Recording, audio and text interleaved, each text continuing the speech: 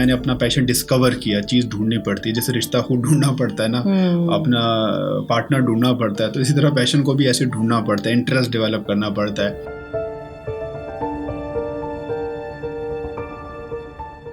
What about passion without money? ऐसा passion जिसमें money involve ना हो, पैसा आपको ना आ रहा हो, तो वो आपको थका देगा। अच्छा, कामयाब लोग वक्त का बेहतरीन इस्तेमाल कैसे करते हैं? वक्त का बेहतरीन इस्तेमाल ये होता है कि जब आप ऐसे लोगों में बैठें जो लोग आपसे बेहतर हो। अच्छा, अगर बिजनेस क्राइसिस पे आ जाए तो उस सिचुएशन को कैसे हैंडल करना चाहिए? हमेशा एबनॉर्मल ग्रोथ से बचें। जब भी मुझे पास कोई बंदा है ना, जी पैसे डबल और हम ये करते हैं तो मैं ज़रा थोड़ा सा घबरा जाता हूँ। मैं कहता हूँ नहीं, मैं स्लो एंड स्टडी और विन द रेस पे स्ट्रेटजी पे फॉलो रखता हूँ। कामयाबी के लिए इंस्पिरेशन की बहुत ज़रूरत है, तो आप किससे इंस्पायर होते हैं? देखिए, स्टार्ट में तो कासिम अली शाह साहब हमारे उस्ताद मोहतरम है, उन्होंने बहुत ज़्यादा हेल्प की मुझे मोटिवेट रखने के लिए। मैंने कहा शाह जी कैसे पता चलेगा कि मेरा आइडिया, मेरा काम बड़ा है? कहता है यार तुम अगर किसी को वो अपना आइडिया और काम के बारे में बताओ कि यार मैं ये करना चाहता हूँ, और अगले वाला अगर हंस पड़ा तो समझ जाओ कि वाकई बहुत बड़ा आइडिया। 2030 में चिल्टन प्योर का विजन क्या है? तो हमारा है कि 2030 तक हम कम से कम मिनिमम 20 टॉप दुनिया की जो बड़ी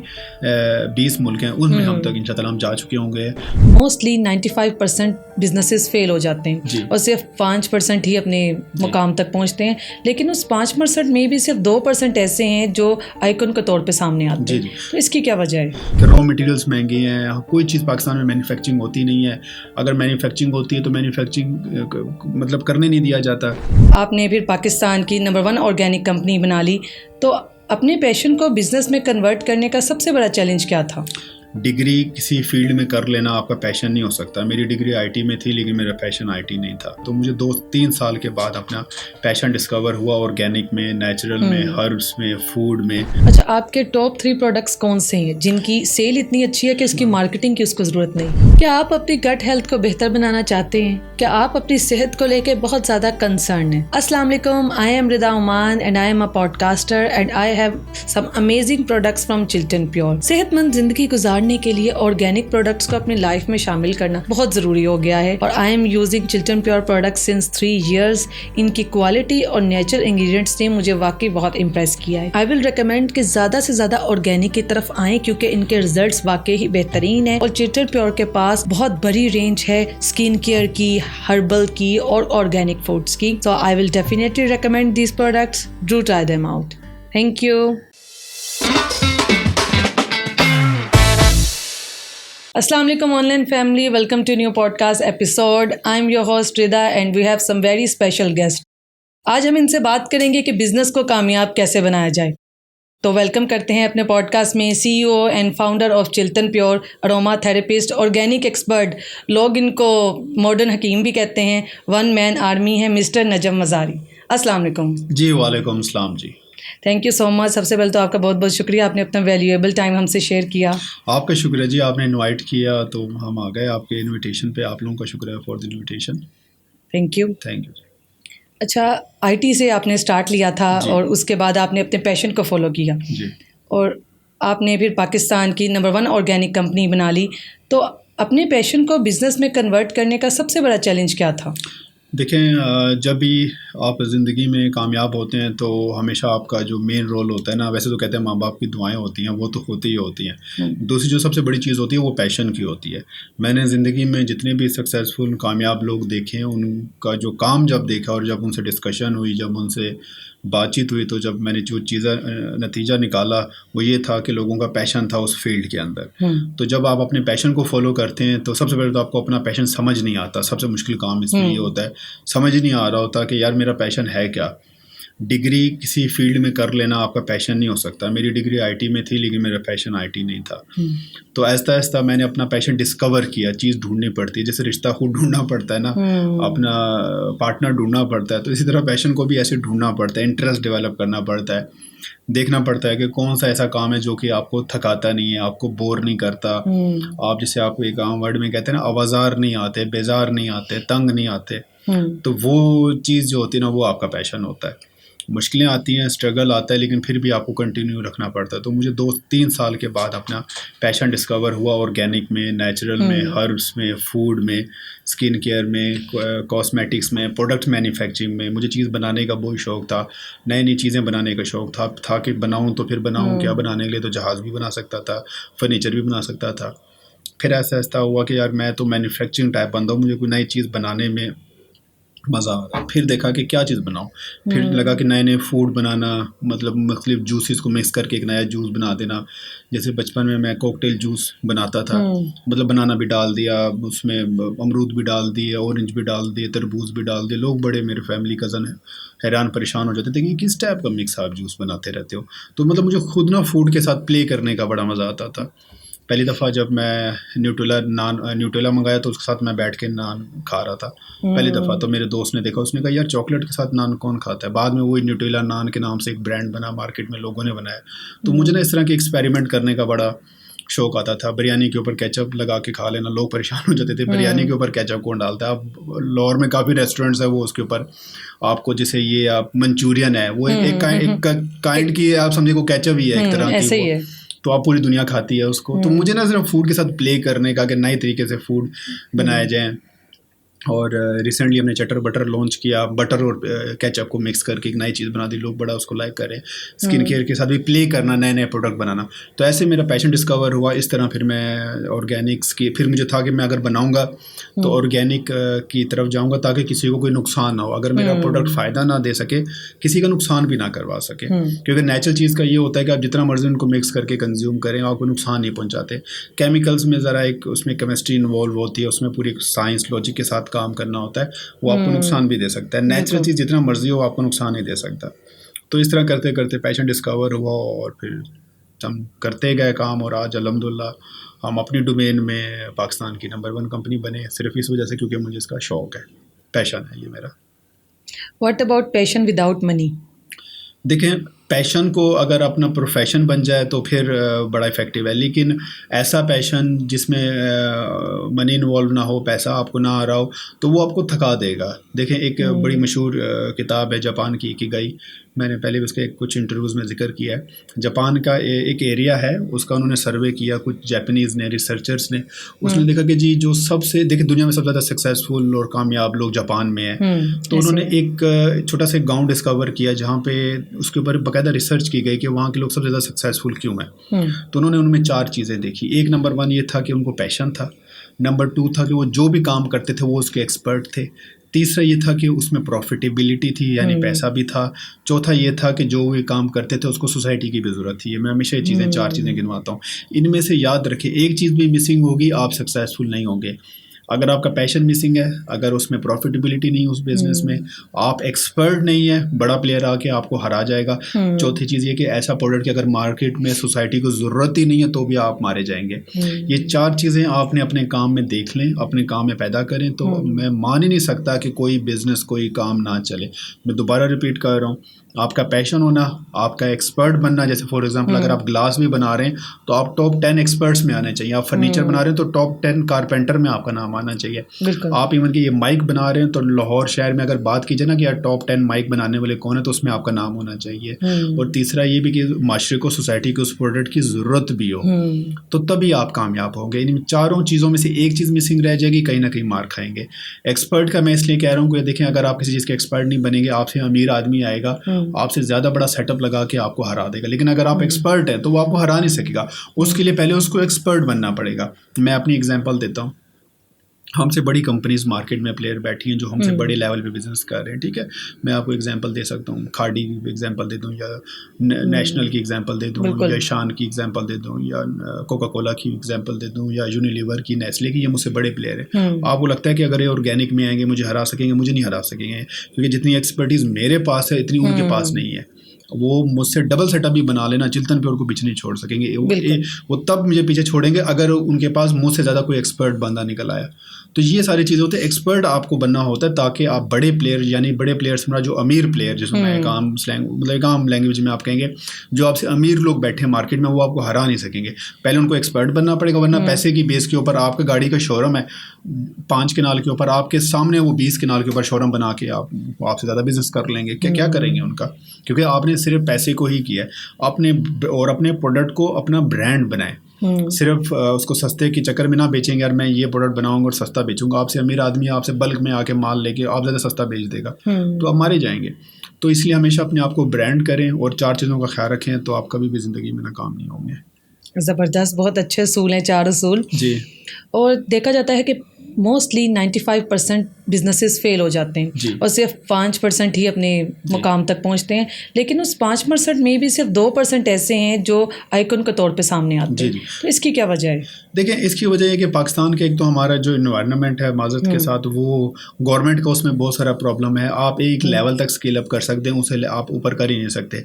आपके देखिए मुल्क में बिजली महंगी, अब हमारी जैसी कंपनी, हम क्या बल्कि बहुत सारी कंपनी एक्सपोर्ट नहीं करती। अक्सर लोग कहते हैं आप एक्सपोर्ट क्यों नहीं करते? भाई एक्सपोर्ट हम कर ही नहीं सकते, हमें बिजली इतनी महंगी पड़ती है। इंडिया देसी घी बना रहा है 500 रुपये का, हमारा देसी घी बन रहा है 3000 रुपये का। हमारा चारा बहुत महंगा है, हमारी बिजली बहुत महंगी है, हमारी बहुत सारी लेबर की कॉस्ट बहुत ज़्यादा है। बहुत सारी चीज़ें हम इंडिया के साथ बीट नहीं कर सकते। ये मैं एक कंट्री की बात कर रहा हूँ। इसी तरह हम यूएस के साथ नहीं कर सकते। बिजली का एक बहुत बड़ा मसला है, पावर इतनी महंगी, मतलब छोटी छोटी जगहों का जो मतलब कि जो कारखाने हैं उनके तो करोड़ों में आजकल बिल आ रहे हैं। वो कहाँ से आप जो है कम्पीट करेंगे? इंटरनेशनल मार्केट में जब आप जाते हैं तो वहाँ पे बात प्राइस की होती है, ब्रांड की नहीं होती कि जी ये बड़ा ब्रांड आया तो ये कम्पीट कर जाएगा। वहाँ प्राइस की आती है। हमारे मुल्क में अखराजात बहुत ज़्यादा है, खर्चे बहुत ज़्यादा है, हर चीज़ महंगी। इवन कि अगर आपने देखना ये स्टूडियो बनाया हुआ है तो ये माइक भी आपको बाहर से लेना पड़ा होगा, ये 50,000 का या लाख रुपए का या 2 लाख रुपए का। ये चीज़ इंडिया में बन रहा है तो वहाँ पे ये अगर आपने काम स्टार्ट करना होता तो आपको 20,000 में ये काम शुरू हो सकता था, लेकिन पाकिस्तान में आपके लाखों रुपए इस चीज़ स्टूडियो के ऊपर लग चुके होंगे। तो अब देखना कितना मुश्किल है हर बंदे के लिए काम स्टार्ट करना। इसी तरह हमारे लिए भी ऐसे है कि रॉ मटेरियल्स महंगे हैं, कोई चीज़ पाकिस्तान में मैन्युफैक्चरिंग होती नहीं है। अगर मैन्युफैक्चरिंग होती है तो मैन्युफैक्चरिंग मतलब करने नहीं दिया जाता।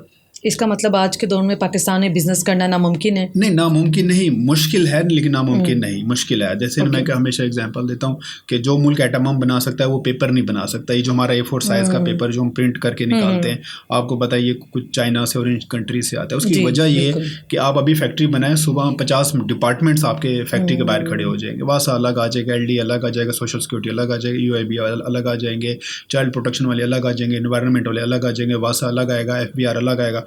बंदा कहेगा यार मैं किन चक्करों में फंस गया हूँ। तो इसलिए बंदा कहेगा अगर मेरे पास 20 करोड़ रुपए है तो मैं चाइना से पेपर मंगाता हूँ, शाला मार्केट में अकबरी मंडी यहाँ पे फेंकता हूँ, एक डिपार्टमेंट FBR इन्वॉल्व है, उससे पैसे लेके सब अल्लाह खैर सल्ला। तो प्रोडक्शन के लिए थोड़ा सा मसला है कि डिपार्टमेंट्स बहुत तंग करते हैं और ये तब ठीक नहीं होंगे जब तक बिजनेसमैन पॉलिसी मेकिंग में नहीं आएगा। हमारे मुल्क की पॉलिसियाँ ही ठीक नहीं बनी गई। इवन कि मैं बड़े हर बंदे का जिससे मैं पूछता हूँ, मैं सिर्फ बिजनेस इंडस्ट्री का नहीं बात कर रहा। मैं कुछ दिन पहले देख रहा था इंटरव्यू, मुझे साहब का नाम भूल गया, शोबिस के लोग थे, शोबिस का कोई एक बहुत बड़ी सेलिब्रिटी, उनसे पूछा गया कि आप इंडिया लेवल की मूवीज़ क्यों नहीं बना रहे? तो वो भी इल्ज़ाम पॉलिसी मेकिंग, कहता है जी हमारी पॉलिसी ठीक नहीं है। मुझे नाम याद नहीं कौन सा पर्सन था, काफ़ी बड़े लेवल के थे। यानी देखने का मतलब ये कि जो हमारे सेलिब्रिटीज़ हैं वो भी तंग है कि जी फिल्म इंडस्ट्री की जो मुल्क में पॉलिसीज़ बनाई गई हैं, जिस बंदे ने पॉलिसियाँ बनाई हैं, कभी ज़िंदगी में उसने कोई मूवी बनाई नहीं, कभी मूवी को डायरेक्ट किया नहीं, और वो बैठ के कहता जी पाकिस्तान में मूवीज़ ऐसे बननी चाहिए। सेम हमारे साथ भी ऐसे ऑर्गेनिक की पॉलिसी वो ब्यूरोक्रेसी या वो लोग बना रहे हैं जिन्होंने कभी ऑर्गेनिक का बिजनेस किया नहीं। स्विमिंग आपके मुल्क में स्विमिंग की स्पोर्ट्स की पॉलिसीज़ वो बना रहे हैं जिसने कभी ज़िंदगी में स्पोर्ट्स नहीं किया। एजुकेशन की पॉलिसीज़ वो बना रहे हैं कभी जिसके पास प्रॉपर डिग्रीज नहीं, कभी एजुकेशन उसने हासिल। इसका मतलब है एक्सपोर्ट की मार्केट हमारे लिए तंग है। तंग इसलिए क्योंकि पॉलिसी मेकर्स अच्छे नहीं बैठेंगे। देखिए जो पॉलिसीज़ होती है ना वो हमेशा स्टेक होल्डर के साथ बैठ के बनाई जाती है। स्टेक होल्डर कौन है? मैं स्टेक होल्डर हूँ। यानी कि जैसे ऑर्गेनिक का सबसे बड़ा स्टेक होल्डर होल्डर मैं हूँ, अगर इसकी पॉलिसी बनाई जाए तो मुझे बुलाया जाए ना, जब मुझे नहीं आप बुलाएंगे तो फिर मुल्क कैसे चलेगा। तो सब पाकिस्तान में अगर पॉलिसीज़ ठीक हो जाएँ तो हम एक्सपोर्ट भी कर सकें और हम इंटरनेशनल लेवल पे भी जा सकें, वरना हम कभी भी नहीं जा सकेंगे। क्या बल्कि जिस तरह PIA के बारे में कहा जाता है कि जी हमारे पायलट्स दुनिया के बेस्ट पायलट्स हैं, क्योंकि वो कहते हैं कि जी अगर इतना खटारा जहाज़ वो चला रहे हैं तो इट्स मीन कि वो वाकई कमाल के लोग हैं। तो हमारे बिजनेसमैन भी बड़े कमाल के बिजनेसमैन हैं कि इतने टफ हालात में भी अगर हम बिजनेस कर रहे हैं तो आप सोचेंगे हम कितने स्ट्रॉन्ग लोग होंगे। तो हमें अगर थोड़ा सा भी मौका दिया जाए, पॉलिसीज़ हमारे साथ बैठ के बनाई जाए, वो बेशक फर्नीचर की हो, वो लेदर की हो, अपैरल की हो, फैशन की हो, या बजटिंग हो। बजट में आप देखें बजट बनता है, पूरी दुनिया में बजट बनता है, बिजनेसमैन बैठ के बनाता है। क्या आप अपनी गट हेल्थ को बेहतर बनाना चाहते हैं? क्या आप अपनी सेहत को लेके बहुत ज़्यादा कंसर्न हैं? अस्सलाम वालेकुम, आई am Rida Uman and I am a podcaster and I have some amazing products from Chiltan pure. सेहतमंद जिंदगी गुजारने के लिए ऑर्गेनिक प्रोडक्ट्स को अपनी लाइफ में शामिल करना बहुत ज़रूरी हो गया है और I am using Chilton pure products since 3 years। इनकी क्वालिटी और नेचुरल इंग्रेडिएंट्स ने मुझे वाकई बहुत इम्प्रेस किया है। आई विल रिकमेंड कि ज़्यादा से ज़्यादा ऑर्गेनिक की तरफ आएँ क्योंकि इनके रिजल्ट्स वाकई ही बेहतरीन है और चिल्टन प्योर के पास बहुत बड़ी रेंज है स्किन केयर की, हर्बल की और ऑर्गेनिक फूड्स की। So I will definitely recommend these products, do try them out. Thank you. Pakistan का वाहिद बजट है जिसमें बिजनेसमैन को नहीं बुलाते। भाई एक स्टेप का बजट है, आप मेरे लिए एक बजट बना रहे हैं, मुझे बुलाया नहीं रहे आप। तो ये चीज़ें अगर ठीक हो जाए ना तो मेरे ख्याल में मुल्क ठीक हो जाए। पॉलिसीज़ का मसला है और कोई मसला है ना, करप्शन का मसला है। करप्शन पूरी दुनिया में होती है, अमेरिका में से ज़्यादा करप्शन है, छोटी मोटी करप्शन हो जाती है। मैं एक इंटरव्यू देख रहा था, उसमें एक लेडी कह रही थी कि जो करप्शन होते हैं ना ये मुल्क की ग्रीस होती है। तो यानी कि थोड़ी बहुत करप्शन चलती रहती है, यानी इससे चीज़ें काफ़ी चीज़ें काम तेज़ होते रहते हैं। एक अगर आपकी फ़ाइल है, अगर उसमें 20 दिन लग रहे हैं और अगर आप किसी को मतलब रिश्वत दे के 50,000 10,000 दे के और आप कहते हो यार इसको 3 दिन में कर दो, तो ये पूरी दुनिया में होता है। ये अमेरिका में भी होता है, ये जापान में भी होता है, रशिया में भी होता है, दुनिया की हर कंट्री में होता है। तो ये कोई इतना बड़ा मसला नहीं है। पॉलिसीज़ ठीक हो जाए, छोटी मोटी करप्शन हमेशा रहेगी, क़यामत तक आप उसको ख़त्म नहीं कर सकते। पूरी दुनिया का कोई ऐसा कंट्री नहीं जो कि जिसमें कहेंगे करप्शन नहीं है। चाइना में जब इनके प्रेसिडेंट आए थे, इसने 400 मिनिस्टरों को करप्शन के इल्ज़ाम में बंद किया था। चाइना जिसको आप इतना बड़ा कंट्री कहते हैं, आप ज़रा उसके रिसर्च करें। जो इनके नए प्रेसिडेंट हैं, ये जो अभी करंट भी हैं और दोबारा भी सिलेक्ट हुए हैं, तो इसने 400 मिनिस्टरों को बंद किया था करप्शन के इल्ज़ाम में चाइना में। इसका मतलब है कि हमें करप्शन को खुल के एक्सेप्ट कर लेना चाहिए। नहीं, एक्सेप्ट नहीं करना चाहिए, लेकिन करप्शन की तरफ कोई बड़ा मसला नहीं जितना मसला दिखाया जा रहा है। अच्छा, पूरी दुनिया में होता है करप्शन, जो कि बुरी बात है। मैं करप्शन को सपोर्ट नहीं कर रहा, करप्शन बुरी चीज़ है। लेकिन करप्शन के हाथों मजबूर भी हैं। हाँ, होते हैं, पूरी दुनिया में होता है, लेकिन थोड़ी सी पॉलिसीज़ को भी तो किया जाए। एक तो करप्शन है, एक तो करप्शन बहुत ज़्यादा है, फिर पॉलिसीज़ भी इतनी बुरी बनाई गई हैं, तो फिर और मुल्क का बेड़ा गर्क होता है। कम से कम पॉलिसीज़ को ही ज़रा थोड़ा स्मूथली कर लें। और जो स्टेक होल्डर, यानी कि स्टेक होल्डर से मेरा मुराद है बिजनेसमैन, उसके साथ बैठ के जो है ना वो पॉलिसीज़ बनाए। क्योंकि आपके जो मुल्क होता है ना, इसमें जो सबसे काबिल तबका होता है ना वो एंटरप्रेन्योर होते हैं, वो बिजनेसमैन होता है। इसको ही सेलिब्रिटी कहते हैं। अभी आपके सामने एग्जांपल आप देखें, प्रेसिडेंट हाउस में सदारती अवार्ड दिए गए, सारे शोबिस के लोगों को दिए गए। मैं उनके अगेंस्ट नहीं हूँ, उनको देना चाहिए। उसमें एक भी बिजनेसमैन को अवार्ड नहीं दिया गया। तो मुझे ये बताएं कि क्या बिजनेसमैन सेलिब्रिटी नहीं है? क्या वो हीरो नहीं है? आप google.us पे जाके लिखें अमेरिकन टॉप सेलिब्रिटीज, सब में टॉप बिजनेसमैन आएंगे। बिल गेट्स आ जाएगा, स्टीव जॉब्स आ जाएगा, मतलब जितने भी उनके टिम कुक है या उसके अलावा जितने भी बिजनेसमैन है वो उनको सेलिब्रिटी कहते हैं। google.pk पे जाके आप सेलिब्रिटीज लिखें तो सारा, या वो मायरा खान आ जाएगी, या शान आ जाएगा, या रैम्बो आ जाएगा। मैं वो अगेंस्ट नहीं हूँ उनके, वो हमारे मुल्क के सेलिब्रिटीज हैं। उसमें एक बिजनेसमैन को भी सेलिब्रिटी नहीं कहते। यार मलिक रियाज का सेलिब्रिटी नहीं है, या मियां मंशा सेलिब्रिटी नहीं है, उसके ऊपर आप उन्हें केसेस करके उनको बंद किया हुआ है। आप उनके साथ तस्वीर खिंचवाना नहीं पसंद करेंगे, लेकिन कोई मायरा खान आ जाए तो आपको होगा या साथ में तस्वीर खिंचा लूँ। मलिक रियाज गुजरे तो आपका दिल नहीं करेगा तस्वीर खिंचवाने को। लोग वहाँ पे अपने जो उनके बिजनेसमैन है ना, उनको रियल वो स्मार्ट लोग कहा जाता है, उनको रियल, उनको जो है अपनी एक सेलिब्रिटी कहा जाता है। हमारे मुल्क में पैसे से कभी प्यार नहीं किया, हमेशा जो सेठ लोग हैं इनसे नफरत किया गया है। हमें लगता है कि जो हमारे मुल्क का अमीर आदमी जितना अमीर है उतना बड़ा बुरा है, इतना बुरा वो जालिम है। हमारे मुल्क के अंदर बदकिस्मती से ना सेठ से, अमीर आदमी से, पैसे वाले आदमी से नफरत करना सिखाया गया, और हमें सिखाया गया है कि पैसा जो है आपको बुराई की तरफ लेके जाती है, डराया गया है। तो इसकी वजह से हमारे दिल में तो है नहीं कि हमने अमीर बनना है, हमने पैसा, तो फिर ये मुल्क का तो बिजनेसमैन से रिस्पेक्ट नहीं बिजनेसमैन को मिलती, तो इसलिए लोग बिजनेस की तरफ नहीं जाते। शायद इस वजह से उनको लगता है कि शायद ये हीरो ही नहीं। उनको लगता है कि मैं जब तक सियासत में नहीं जाऊँगा, जब तक मैं इलेक्शन में नहीं लड़ूंगा और मैं उसी को लीडर्स असल में कहते ही बिजनेसमैन को। लीडर की पहली डेफिनेशन होती है कि जो आपका लीडर कभी बदतमीज बद इखलाक नहीं होता, ठीक है। आपके जो करंट सो कॉल्ड जिनको आप लीडर्स कहते हैं, ये पॉलिटिकल लोग हैं, सब एक से एक बड़ा बदतमीज है। मैं हैरान हूँ आप इनको लीडर कैसे कहते हैं। अगर आपने लीडरशिप पढ़ी हो, लीडरशिप के ऊपर बुक्स पढ़ी, उसमें पहला इखलाक है कि लीडर कभी बदतमीज़ होता नहीं है। कि आप सारे पॉलिटिकल लोग देखें, मतलब क्या है, लोग सियासत की तरफ जा रहे हैं, भाई आप बिजनेस की तरफ आए, आप बिजनेसमैन बने, आप भी एक लीडर है। तो ये पूरे से कहते ना आवे कावे बिगड़ा हुआ है, इस चीज़ों को ठीक होते हुए बहुत टाइम लग जाएगा। आपका पॉडकास्ट बहुत लंबा हो जाएगा। ठीक है, हमने इस बारे में बात करनी थी कि बिजनेस को कामयाब कैसे बनाया जाए। तो कामयाब होने के क्या सीक्रेट्स हैं? देखिए, मैंने आपको कहा कि सबसे पहले तो मेहनत, इसका कोई मुतबादिल नहीं है, कोई अल्टरनेटिव नहीं है। आपने ज़िंदगी में अगर कामयाब होना है तो मेहनत और मेहनत। किस्मत भी उनकी बदलती है जिन्होंने मेरी ज़िंदगी में मेहनत किया होता है। हर चीज़ आप किस्मत के ऊपर नहीं डाल सकते, और मैं वैसे भी किस्मत पे बिलीव करता नहीं, किस्मत को नहीं मानता। मैं मेहनत को मानता हूँ कि अगर आप मेहनत करेंगे तो आपको मिलता है। मैं अगर जिस स्टेज पे बैठा हूँ अपनी किस्मत की वजह से नहीं, अपनी मेहनत की वजह से। और बहुत से लोग मुझसे ज़िंदगी में ज़्यादा सक्सेसफुल हैं, वो इसलिए नहीं कि उनकी किस्मत अच्छी है, वो इसलिए क्योंकि वो मुझसे ज़्यादा मेहनती हैं वो लोग। अगर किस्मत का रोल होता तो मैं तो आखिरत में गिला करूँगा, आपके पास मुझसे ज़्यादा पैसा है तो मैं तो आखिरत में अल्लाह से गिला करूँगा कि जी अल्लाह ये कैसे हो गया, आपने मैडम को ज़्यादा अमीर बना दिया, मुझे आपने अमीर नहीं बनाया। तो सब कुछ जो रोल है ना वो आपकी मेहनत का। आपने मेहनत कम की है तो आप फिर ऐसी किस्मत को ब्लेम करते हैं। तो हम लोगों को अभी मज़ीद मेहनत की ज़रूरत है, और हमें 24 घंटे काम करने की ज़रूरत है।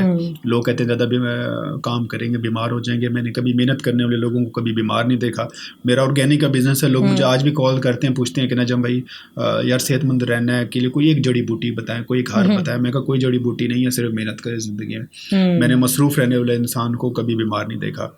तो हमेशा मेहनत करते रहें, मेहनत से ना भागें। लोग आप पूरे आप यूरोप अगर आप गई हो, मैं लास्ट टाइम मैं लंदन गया हुआ था, लोग वहाँ पे 2-2, 3-3 जॉब्स करते हैं। हम तो एक जॉब से ही थक जाते हैं। 9 to 6 के बाद ऐसे समझे कि हमारे जान ही नहीं होती हमारे अंदर। लोग एक शिफ्ट करते हैं, अगली शिफ्ट शुरू करते हैं, फिर तीसरी शिफ्ट, 3 मतलब 2 तो नॉर्मल है ना, 2 जॉब्स तो नॉर्मल है। पाकिस्तान में कौन कर रहा है 2 जॉब्स? एक जॉब भी कर ले तो बड़ी बात है। और हमारे मुल्क में अभी अगर 30 करोड़ आबादी है, मेरे ख्याल में इसमें सिर्फ 3 करोड़ लोग जॉब करते हैं।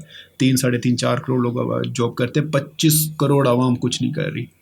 ये वही 3-4 करोड़ लोग हैं जो जॉब्स करते हैं और बाकी बैठ के खा रहे। यानी घर में अगर पेरेंट्स हैं, ये वहाँ पे तो देखें बुजुर्ग, उनके पेरेंट्स भी जॉब करते हैं, उनकी वालदा भी जॉब करते हैं, अबू भी करता है, भाई भी करते हैं। हमारा तो कल्चर डिफरेंट है ना, बड़ा भाई बस कमा रहा है, छोटे खाई जा रहे हैं। अब थोड़ा सा शर्म मुहैया कि छोटे भाई भी कर लेते हैं, लेकिन पेरेंट्स काम नहीं करते। हम इखलाकी तौर पर भी उनसे काम नहीं करवाते, लेकिन कोई बुरी काम नहीं, बल्कि उनको बिजी रखें, उनसे भी काम करवाएं, और ताकि वो और ज़्यादा फिट रहेंगे और ज़्यादा स्मार्ट रहेंगे। ये कोई बुरी चीज़ नहीं है, ये कोई आप लोग उन लोगों पर जुल्म नहीं कर रहे। अपने पेरेंट्स को भी बिजी रखना चाहिए अपने काम के साथ। तो अपनी बहनों को भी बताएं, बेशक वो मैरिड हैं, उनके बच्चे हैं। तो मतलब मैं कहता हूँ हर इंसान को काम करना चाहिए। आप ये सेहतमंद रहेंगे तभी हमारा जो है ना मुल्क बदलेगा, वरना कोई सिर्फ 3-4 करोड़ जो लोग मेहनत कर रहे हैं, जॉब कर रहे हैं, इससे हमारा मुल्क बदलने वाला नहीं है। अच्छा, कामयाब लोग वक्त का बेहतरीन इस्तेमाल कैसे करते हैं? देखें, वक्त का बेहतरीन इस्तेमाल ये होता है कि जब आप ऐसे लोगों में बैठें जो लोग आपसे बेहतर हो। तो एक सोक्रेटिस का वो बहुत अच्छा कोटेशन है ना कि if you are the smartest person in the room then you are in the wrong room. अगर आप एक कमरे में बैठे हो और वहाँ पे सबसे ज़्यादा काबिल आप हैं तो आप गलत कमरे में बैठे हुए हैं। आप उस कमरे में बैठे हैं जहाँ जिसमें सबसे ज़्यादा नालायक, यानी कम अकल तो नहीं कह सकते, या जिसमें सबसे कम नॉलेजेबल पर्सन आप होने चाहिए। तो मेरी ज़िंदगी का मकसद यही है, मैं हमेशा अपने से ज़्यादा अमीर लोगों में, अपने ज़्यादा काबिल लोगों में, अपने से ज़्यादा स्मार्ट लोगों में, अपने से ज़्यादा पढ़े लिखे लोगों में मैं उठता बैठता हूँ। अगर आप मेरी एग्जाम्पल लें तो मैं अपने फ्रेंड सर्कल में सबसे, आप जैसे आप कह सकते हैं गरीब में हूँ। मेरे पास सिंपल एक लैंड क्रूज़र है, मेरे ऐसे बहुत सारे दोस्त हैं जिनके पास अपने जहाज़ हैं। तो मैं उन देख के उनसे इंस्पायर होता हूँ, उनसे पूछता हूँ कि यार आपने कैसे ये लिया। मेरा तो सिर्फ एक घर है, मेरे ऐसे दोस्त हैं जिनके 20-20 घर हैं। मैं उनसे इंस्पायरेशन होती है मेरी। और मैंने तो सिंपल से डिग्रीज़ की हुई हैं, जो लोग हार्वर्ड ऑक्सफोर्ड से पढ़े हुए हैं, मैं उनसे मोटिवेट होता हूँ। तो अपने से ज़्यादा काबिल लोगों से, अपने से ज़्यादा बेशक अमीर लोगों से, पैसे लोगों में उठे बैठे, तो तभी उनसे आप सीखें। सोक्रेटिस की ये जो बात है ये मुझे बड़ी बेहतरीन लगती है कि if you are the smartest person in the in the wrong room, गलत जगह पे आप बैठे हो। तो हमेशा अपने से काबिल लोगों से दोस्ती करें ताकि आपको सीखने का मौका मिले। अच्छा, अगर बिजनेस क्राइसिस पे आ जाए तो उस सिचुएशन को कैसे हैंडल करना चाहिए? देखिए क्राइसिस ज़िंदगी का हिस्सा होता है। अगर आप स्मार्ट प्ले करें, बहुत ज़्यादा जे कर्व की तरह ना जाए। जे कर्व हम एक बिजनेस में एक टर्म यूज़ करते हैं कि जो एकदम से लोग जो ऊपर जाते हैं, जो लोग एकदम से ऊपर जाते हैं ना फिर उतनी स्पीड से नीचे भी आते हैं, इसको हम कहते हैं एबनॉर्मल ग्रोथ। हमेशा एबनॉर्मल ग्रोथ से बचें। जब भी मुझे पास कोई बंदा है ना जी पैसे डबल और हम ये करते हैं तो मैं ज़रा थोड़ा सा घबरा जाता हूँ। मैं कहता हूँ नहीं, मैं स्लो एंड स्टडी और विन द रेस पे स्ट्रेटजी पे फॉलो रखता हूँ। मैं कहता हूँ हर साल हम 100% ग्रोथ पे करें, रातों रात 100% मुझे ग्रोथ नहीं चाहिए, स्लो ग्रोथ करें। और जब भी कोई एबनॉर्मल ग्रोथ होती है तो वो नीचे भी आती है। लालच कभी ज़िंदगी में ना करें। जब आपको पता है कि आपका बिजनेस ही आपको फ़ायदा देगा तो उसी में इन्वेस्ट करें। अब मैं ऑर्गेनिक का करता हूँ तो मैं इसके अलावा कहीं और इन्वेस्ट नहीं करता। मेरे पास बड़े आ जाते हैं लोग, बिटकॉइन ले लें, ये कर दें, वो कर दें, ये नजम भाई यहाँ पे प्लॉट बिक रहा है, ये ले लें, ये डबल हो जाएगा, ट्रिपल। मैं जो मर्जी हो जाएगा, मैंने कहीं इन्वेस्ट नहीं करना। मेरा एक ही ऑर्गेनिक का बिजनेस है, मुझे उसकी सेंस है, मुझे उसकी अकल है, मैं उसी में इन्वेस्ट करूँ। कहते नहीं आप घर ले लें, रेंट पे करा दें, ये वो। मैं कहा यार इतनी ईजी मनी मुझे नहीं चाहिए। घर मतलब घर ले लूँ, रेंट पे आ जाएगा, ईजी मनी है क्या, मैंने कुछ एफर्ट करनी नहीं है। वही 10 करोड़ रुपए का घर लेने से अच्छा है मैं 10 करोड़ बिजनेस में इन्वेस्ट करूँ, हो सकता है मैं उसको 20 करोड़ बना लूँ। तो मैं इस तरह की इजी मनी पे नहीं जाता। मैं कहता हूँ मैं कोई ऐसा काम करूँ जिसमें मैं अपनी जान भी मारूँ। तो आप देखें ना आजकल यंग जनरेशन है, बिटकॉइन कर रही है, वो क्या भाई ये कोई काम है करने वाला। ऐसा काम करें जिसमें आपने अपनी मेहनत हो, आपकी एनर्जी लगी हो, कल को अपने बच्चों को भी देके जाएं। आगे बच्चों क्या बिटकॉइन देके जाएंगे। तो ऐसा काम करें, ऐसा ब्रांड स्टैब्लिश करें, कोई प्रोडक्ट कोई सर्विसेज दें ताकि आने वाली नस्लों को भी उसका फ़ायदा हो। लोग देखें तो बोले यार आपने बड़ा एक अच्छा प्रोडक्ट बनाया है। तो ऐसी कोई चीज़ करें। हमेशा मैं यंग जनरेशन को भी इस पर रिकमेंड करता हूँ। अच्छा, सब काम आप खुद करते हैं, संडे को भी मैंने देखा है कि आप ऑफिस में मौजूद होते हैं, तो इतनी एनर्जी कहाँ से लाते हैं आप? देखें जो पैशन होता है ना वो मैंने आपको पहले बात बताई थी कि जो पैशन होता है ना वो आपको थकाता नहीं। मैं थकता ही नहीं हूँ। मैं थकता इसलिए नहीं हूँ क्योंकि मेरा काम मेरा पैशन है। बल्कि मैं तो अभी मुहर्रम की 2 छुट्टियाँ गुजरी हैं तो आपकी सोच है कि मेरी तो मतलब तबीयत ख़राब होने लगी थी। मैंने कहा या अल्लाह कल अब ऑफिस है, तो आज मेरा ऑफिस का फर्स्ट डे था, तो आज इतनी एनर्जी है मेरे अंदर, आपकी सोच है। अभी भी मेरी कुछ 6-7 और मेरी मीटिंग्स हैं, मुलाकातें। तो मैं ईद का दिन हो, छुट्टी का दिन हो, न्यू ईयर हो जाए या कोई ऐसे दिन आ जाए तो मेरे लिए बड़ा टफ हो जाता है। मुझे होता है कि मैं कोई काम करता रहूँ। तो घर से बैठ के मैं बस इंजॉय करता हूँ। मैं बस फारिग नहीं बैठना चाहता। मुझे ऐसा लगता है कि अगर मैं फारिग बैठ जाऊँगा तो मैं बीमार हो जाऊँगा। जापानीज़ कौम के बारे में कहता है कि जी अगर उनको मारना हो ना तो उनसे काम ले लो, वो वैसे मर जाएंगे। तो मेरी एग्जाम्पल भी वही, हमसे काम ले लें तो मैं फारिग हो जाऊँगा। तो कहने का मतलब ये कि बस मैं काम करता रहता हूँ तो वो बस मुझे मज़ा आता रहता है। फारिग में बैठ नहीं सकता मैं, मतलब मेरी तबीयत ख़राब होना शुरू हो जाती है। तो खाली दिमाग कहते हैं वैसे भी बिजी रखना चाहिए। खाली दिमाग कहते हैं शैतान का घर होता है कि एग्जाम्पल दी जाती है। तो वो हकीकत है। अगर आप फारिग बैठेंगे तो बहुत सारे नेगेटिव थॉट्स भी आते हैं। पॉजिटिव रहने के लिए भी आपको जो है ना वो आपको बिजी रहना पड़ता है क्योंकि इंसान मसरूफ़ ही इतना होता है। नेगेटिव थॉट्स कभी आते नहीं है तो वो आपको एक राह रास्ते पे भी रखते हैं। तो मसरूफ़ तो मेरे ख्याल में रहना चाहिए। अच्छा, पाकिस्तान में ऑर्गेनिक मार्केट कितनी बड़ी है? अगर किसी को बिजनेस इस पे स्टार्ट करना हो तो कॉम्पिटिटर तो उनको पता है कौन है सबसे बड़ा, लेकिन मोटिवेशन और कहाँ से स्टार्ट करना चाहिए? कॉम्पिटिटर तो ना मैं किसी को समझता हूँ ना भी कोई है। कॉम्पिटिटर तब होता है जब मार्केट बहुत सैचुरेटेड हो, बहुत ज़्यादा कंपटीशन हो। अभी तो ये खुली इतनी मार्केट पड़ी है कि इस मार्केट में तो कोई आया ही नहीं अभी तक। सिर्फ हम ही हैं, 2-4 और छोटे मोटे प्लेयर्स हैं। तो मार्केट कंपटीशन तो है नहीं। मैं अपनी खुद तो मुझे लगता है कि जो लोग मुझसे इंस्पायर होके कुछ लोग इंस्पायर होके इन्होंने ब्रांड स्टार्ट किया है, कुछ ब्रांड्स मैंने खुद किया। तो मैं 100 ब्रांड ऑर्गेनिक है तो मैं लॉन्च कर चुका हूँ। यानी कुछ लोग मुझसे इंस्पायर होकर इन्होंने लॉन्च किए हैं, कुछ 30, 40, 50 तो मैंने लोगों को लॉन्च करवाए। तो मैं तो खुद लोगों को लॉन्च करवाता रहता हूँ और इसलिए करवाता हूँ ताकि मार्केट भी बढ़े और लोगों को भी रिस्क मिले। देखिए जिसके नसीब का जो रिस्क है वो उसको मिल के रहेगा। अब शान जैसी बड़ी मिसालें वाली कंपनी भी है, साथ ही उसके नेशनल वो भी उसकी टक्कर की कंपनी है। उसके टक्कर में फिर एक मेहरान मिसाले वाली कंपनी 3 अरबों रुपए का बिजनेस करती है। तो आप सोचेंगे कि ये कैसे हो सकता है, कंपटीटर फिर भी तीनों ब्रांड्स मतलब ग्रो की जा रहे हैं। और भी बहुत सारी मिसालों के ब्रांड आ रहे हैं। ये सिर्फ आपको मिसालें की एक ब्रांड बता रहा हूँ। तो मेरे तो 1200 प्रोडक्ट्स हैं। टी है, उसमें हम शरबतें हैं, रूह अफ़ज़ा टाइप हमने लाल शरबत के नाम से एक वो बनाया प्रोडक्ट। मतलब ये बेतहाशा प्रोडक्ट हैं। हम तो हर मतलब 2-4 दिन के बाद नए नए प्रोडक्ट लॉन्च करते रहते हैं। तो कंपटीशन की कोई है नहीं। जो लॉन्च करना चाहे बिस्मिल्लाह कर सकता है। अगर किसी को मुझसे हेल्प चाहिए तो मेरे फेसबुक में मैसेज करें, मैं कॉन्टैक्ट नंबर शेयर कर दूँ, मुझसे आके मिल लें। बल्कि मैं उसको हेल्प करूँगा कि किस तरह इसको ग्रो किया जा सकता है। मैं हमेशा शेयर करता हूँ। मैं तो इवन कभी कभार रेसिपी और फार्मूले भी, कोई जैसे लेडी थी उनसे शैम्पू नहीं बन रहा था तो मैंने पूरे उनको शैम्पू की जो फॉर्मुलेशन है वो व्हाट्सएप कर दी। मैंने कहा ले जी आप बनाए शैम्पू, ऐसे बनता है। तो मैं तो बड़ा खुश होता हूँ। कल को मैं वो ब्रांड देखता हूँ ग्रो कर रहा होता तो मुझे खुशी होती है कि यार इनको मैंने हेल्प की थी। तो मुझे तो बहुत खुशी होती है लोगों को चीज़ें बताना और उनको गाइड करना, उनकी हेल्प करना। सुन के बहुत अच्छा लगा कि आप गाइड भी करते हैं और लोगों को बताते भी हैं। ये आपकी असल में उसकी वजह है कि जब मैंने ब्रांड स्टार्ट किया तो मेरी किसी ने हेल्प नहीं की, तो मुझे वो तकलीफ का पता है कि जब आपको कोई हेल्प नहीं कर रहा होता, तो मैं जब कोई मुझसे पूछता है कि मैंने स्टार्ट करना है ये, मैं इधर फंस गया हूँ, तो मुझे अपना वक्त याद आता है कि यार मैं भी इतनी तकलीफ में था, तो मैं उसकी तकलीफ कम करने के लिए उसको बता देता हूँ, क्योंकि मेरी किसी ने हेल्प नहीं की। उसकी वजह एक ये भी थी, ये नहीं थी कि लोग हेल्प नहीं करना चाह रहे थे, उसकी वजह एक ये भी थी कि मार्केट में ऑर्गेनिक का कोई था ही नहीं ना।